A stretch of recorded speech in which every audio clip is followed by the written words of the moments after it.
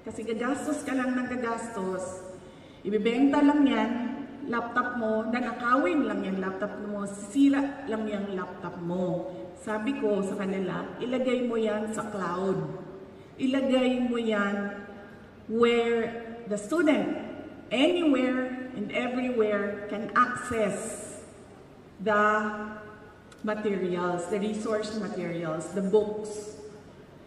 Sabi ko, hindi naman lahat.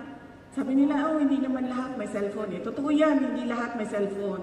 Pero, marami ang may PisoNet.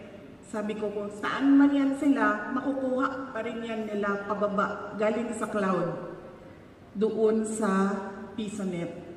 Sabi nila, paano yung mga, sabi ko sa inyo, di ba, kalaban ng innovation, tao din. Paano yung mga nasa paaralan na walang kuryente? Sabi ko, di ba, ang dami